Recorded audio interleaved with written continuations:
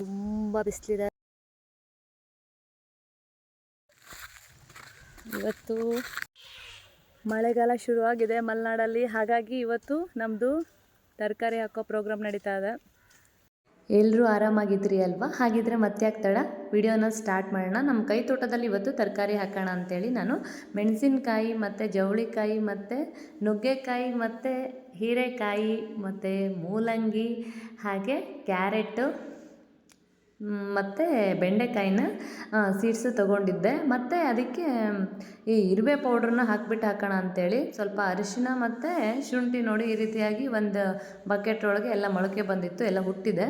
ಹಾಕೋಣ ಅಂಥೇಳಿ ಅಪ್ಪ ಅಮ್ಮ ಬಂದಿದ್ರು ಇವತ್ತು ನೋಡಿ, ಎಲ್ಲ ಅವರು ರೆಡಿ ಮಾಡ್ತಾ ಇದ್ದಾರೆ. ನಾವು ಟ್ರೆಂಚನ್ನು ತೆಗೆಸ್ಬಿಟ್ಟು ಈ ಥರ ಡೌನಲ್ಲಿ ಅಡಿಕೆ ಗಿಡ ನೆಟ್ಬಿಟ್ಟು ಮೇಲೆ ಏರಿ ಮೇಲೆ ತರಕಾರಿ ಹಾಕೋಣ ಅಂತ ಹೇಳಿ ಲಾಸ್ಟ್ ಟೈಮು ಕೆಲವೊಂದು ವಿಡಿಯೋದಲ್ಲಿ ಶಾರ್ಟ್ಸಲ್ಲೆಲ್ಲ ನೋಡಿರ್ಬೋದು ನೀವು.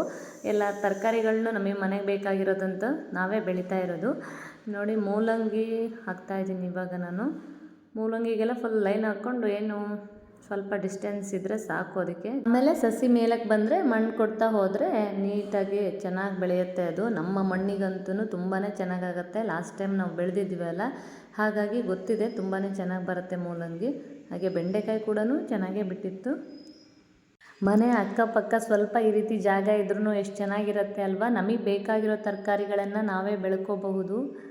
ಅದು ಫ್ರೆಶ್ ಆಗಿರುತ್ತೆ, ಹೆಲ್ದಿ ಕೂಡ ಹೌದು. ಈಗ ಮಾರ್ಕೆಟಲ್ಲಂತೂ ಗೊತ್ತಿದೆ ಅಲ್ವಾ, ಅರ್ಧ ನಾವು ಇಂಡೈರೆಕ್ಟಾಗಿ ಫುಲ್ಲು ಗೊಬ್ಬರನೇ ತಿಂತಿರ್ತೀವಿ ಅಲ್ವಾ. ಇಲ್ಲಿ ಮನೆಯಲ್ಲೇ ಬೆಳ್ಕೊಳ್ಳೋದ್ರಿಂದ ಅದನ್ನೆಲ್ಲ ಅವಾಯ್ಡ್ ಮಾಡ್ಬೋದು. ಹಾಗೆ ನಮಗೂ ಕೂಡ ಬಿಡುವಿನೊಳ್ಳೆ ಫ್ರೀ ಟೈಮ್ ಸಿಕ್ಕವಾಗ ಏನೋ ಒಂಥರ ಖುಷಿ ಆಗುತ್ತೆ ಈ ರೀತಿ ಕೆಲಸ ಮಾಡೋದಕ್ಕೆ, ಗಾರ್ಡನಿಂಗ್ ಮಾಡೋದಕ್ಕೆ ಅಲ್ವಾ.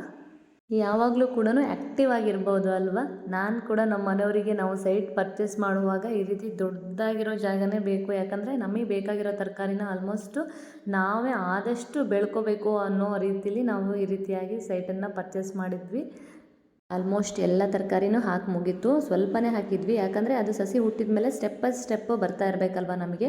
ಹಾಗಾಗಿ ನಾನು ಒಂದು 15 ಡೇಸ್ ಬಿಟ್ಟು ಮತ್ತೆ ಹಾಕೋಣ ಅಂಥೇಳಿ. ತುಂಬ ಬಿಸಿಲು ಇರೋದ್ರಿಂದ ಸಬ್ಜಾ ಸೀಡ್ಸ್ ಜ್ಯೂಸನ್ನು ಕುಡಿದು ಹಾಗೆ ಎಲ್ಲರೂ ಕೂಡ ರೆಸ್ಟ್ ಮಾಡಿದ್ವಿ.